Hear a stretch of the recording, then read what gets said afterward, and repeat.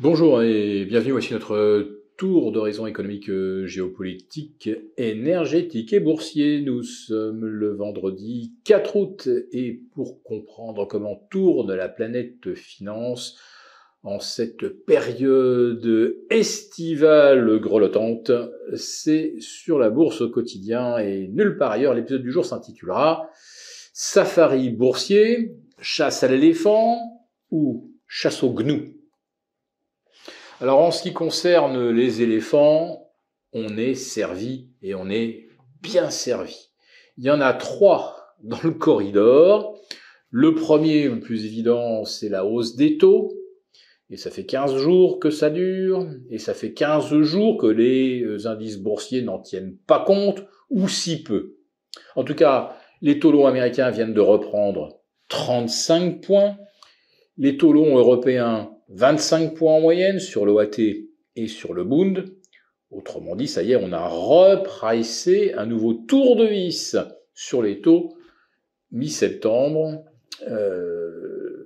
La Fed et la BCE n'auront donc peut-être pas dit leur dernier mot au mois de septembre. Le deuxième éléphant, c'est la hausse des prix de l'énergie. Le rebond du prix du gaz, puis le rebond du pétrole. Alors plus 17 au mois de juillet, ça rebaisse un tout petit peu au mois d'août, mais vous l'avez certainement constaté, si vous avez pris la route ces derniers jours, le prix à la pompe a repris environ 5 centimes, que ce soit pour le sans-plomb ou pour le diesel. Autrement dit, c'est au minimum 2 € à nouveau sur l'autoroute. Et j'ai peur que ceux qui rentreront fin août payent leur plein encore 2 ou 3 € plus cher qu'aujourd'hui. Donc si l'énergie ne baisse pas, il est probable que le moteur du recul de l'inflation depuis 6 mois s'arrête. Sans compter qu'en France, en plus, on a les prix de l'électricité qui viennent de bondir de 10%, de 26,5% depuis le 1er janvier. Les signaux négatifs se multiplient. Du côté de l'inflation, on a probablement fini de manger notre pain blanc.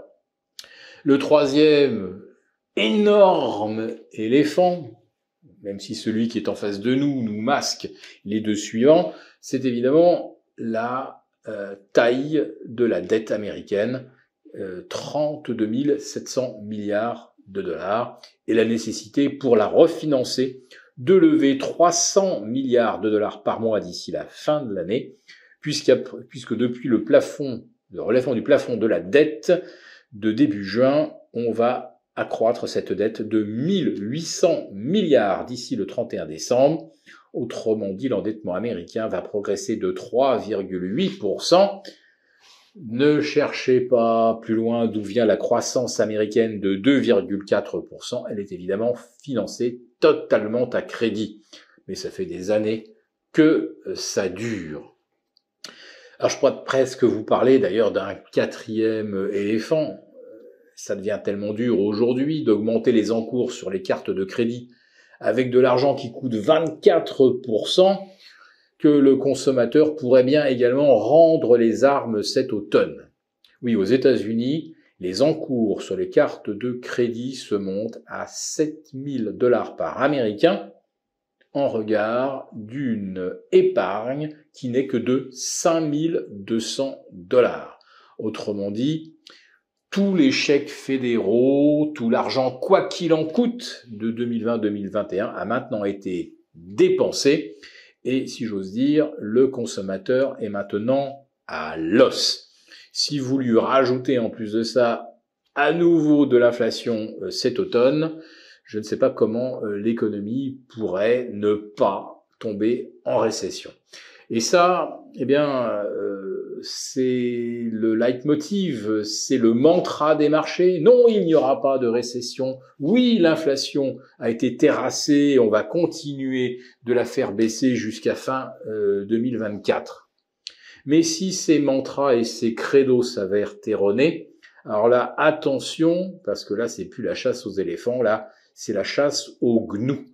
Les gnous, ce sont des troupeaux de 50 000, 100 000 individus qui avancent inexorablement. Et pour l'instant, les algos sont dans le bon sens pour les investisseurs, puisqu'ils n'arrêtent pas d'avancer, en dépit de tous les vents contraires. Mais si d'un seul coup le troupeau de gnous prend peur, autrement dit si les algos se mettent à réduire l'exposition au risque, eh bien ce troupeau de gnous, personne ne l'arrêtera. Et même pas 3 gros éléphants bien motivés, non. Les 3 gros éléphants risquent de courir exactement dans le même sens que les gnous. Donc, attention à cette période estivale très creuse où les marchés, où les carnets d'ordre sont complètement déserts. Les marchés, s'ils se retournent, il n'y aura pas grand-chose pour les arrêter.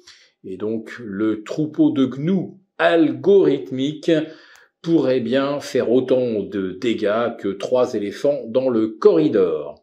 Nous vous retrouvons le 21 août prochain pour notre prochaine quotidienne. Bon été à tous et on vous souhaite quand même un bon safari boursier.